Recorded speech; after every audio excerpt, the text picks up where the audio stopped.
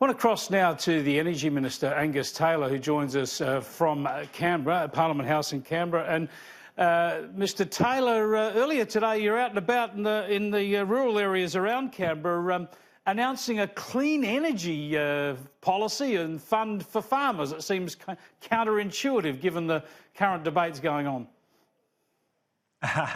Well, no, it's focused on energy efficiency, Chris, which is a big opportunity to get energy bills down. It happens also to reduce emissions, so it's good on two fronts. This is a focus on helping farmers with initiatives that can reduce their fuel bills, can reduce their energy bills.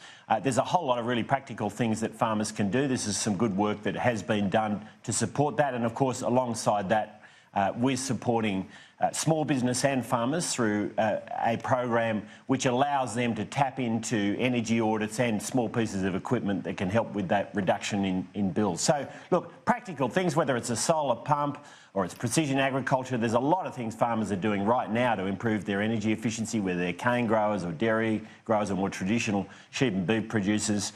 There's lots that can be done, and that's what we were focusing on. Yeah, there's a lot going on here, both when it comes to climate and drought and when it comes to energy. That's why I just wanted to pick through it a little bit. Now, this is more taxpayers' money going to fund these energy efficiency measures, as you say, aimed at reducing our carbon footprint, aimed at Australia meeting its Paris targets. But I would have thought your central message before the election, and in fact we keep hearing both yourself and Scott Morrison talk about this being your aim, and that is for you to deliver cheaper electricity and more reliable electricity. Isn't that the focus of the government rather than these renewable schemes?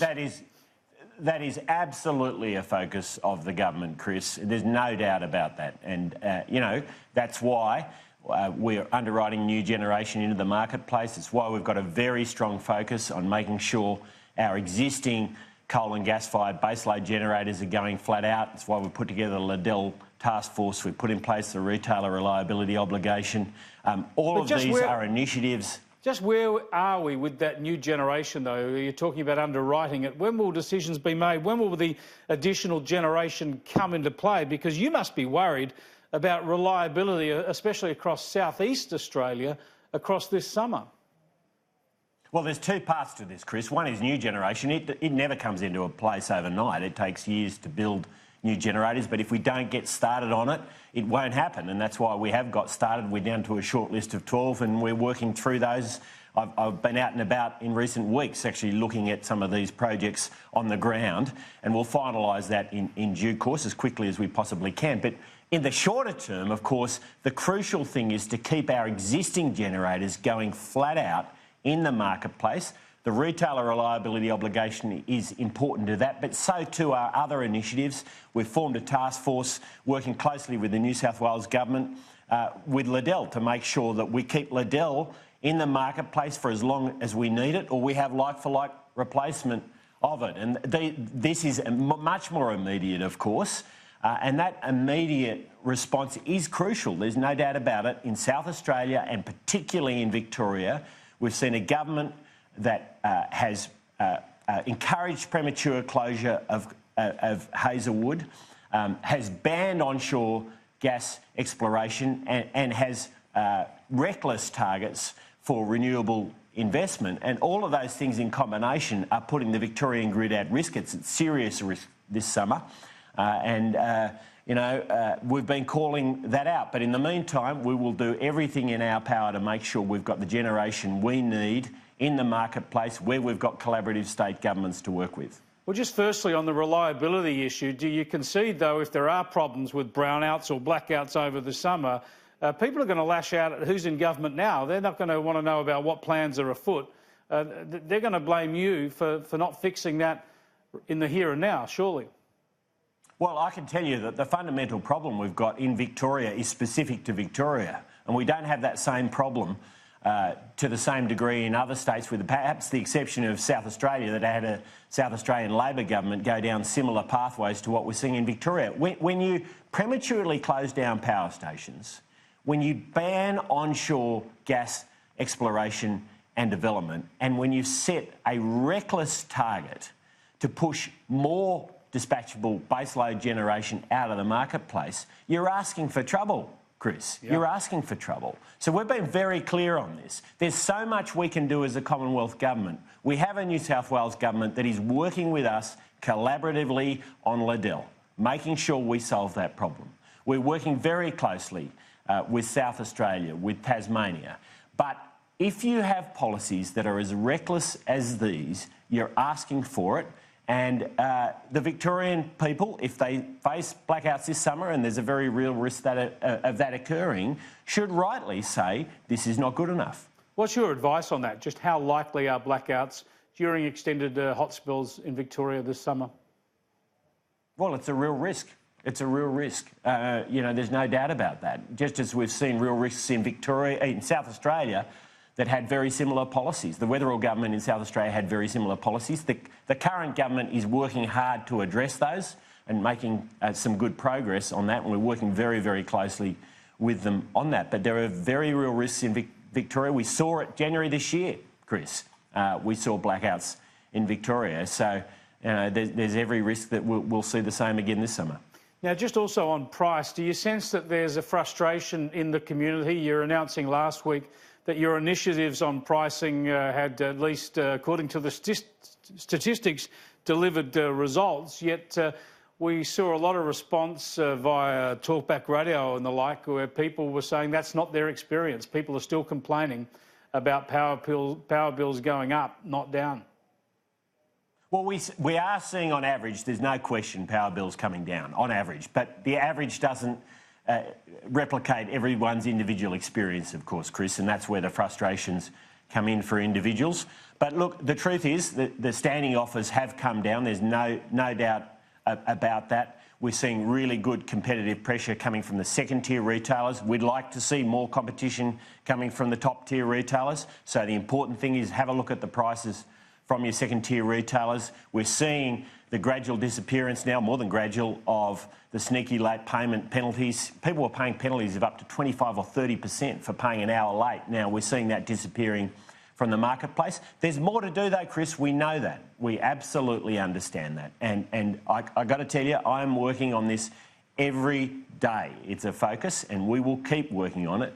There is more to do. All of these initiatives that I'm talking about, making sure we address the Liddell issue, making sure our existing coal and gas-fired generators are going flat out. These are all crucial initiatives to put that downward pressure on prices and bringing forward the legislation we brought into the Parliament last week. You know, you don't get investment in markets, you don't get competition without a proper competitive market, and we haven't had a market that's been as competitive as it should be in electricity. So these are all focused in a very clear direction. Over time, I'm absolutely sure they will continue to pay off, as they're paying off for a good number of consumers now. We want to make sure it's true for all consumers. A lot of pressure on you to make sure it pays off in a tangible and visible way for a lot of people before the next election? Sure.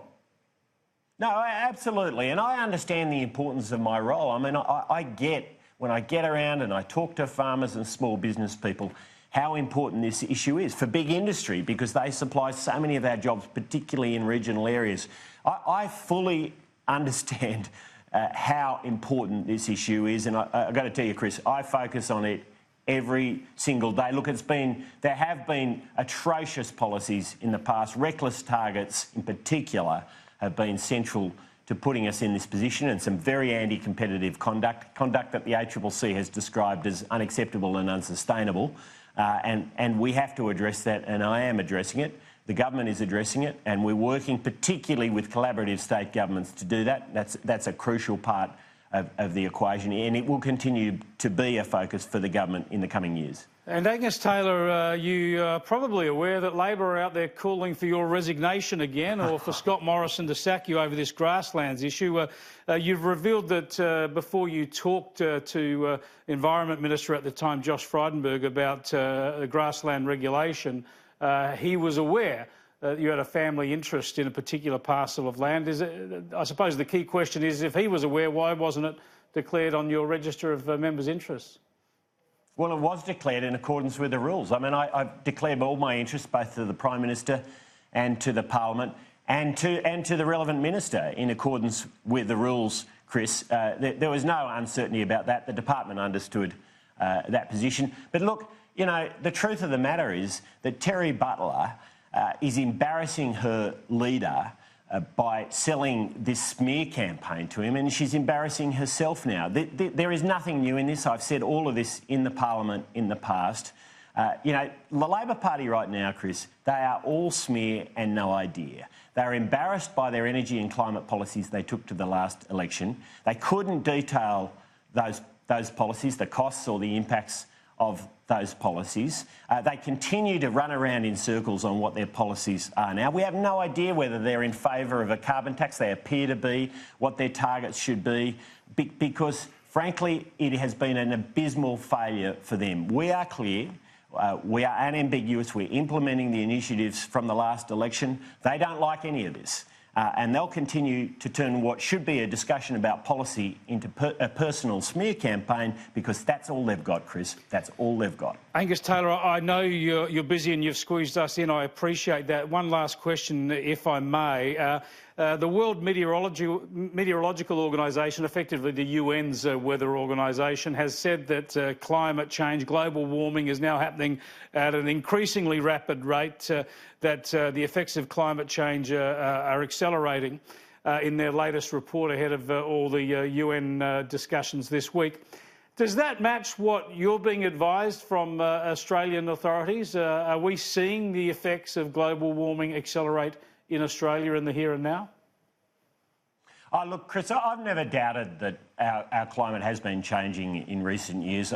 You know, I farm and my family's farmed for many, many generations, and we do think that there is some change in the weather patterns. There's no doubt about that. Look, the crucial issue here, though, is what action should be taken and what impact can Australia have. It's a global problem. It requires a globally coordinated solution.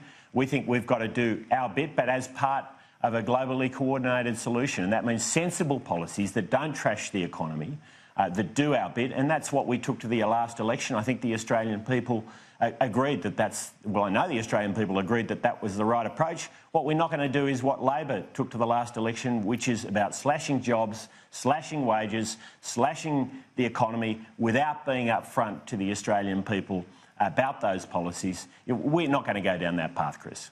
Angus Taylor, thanks so much for joining us. Thank you.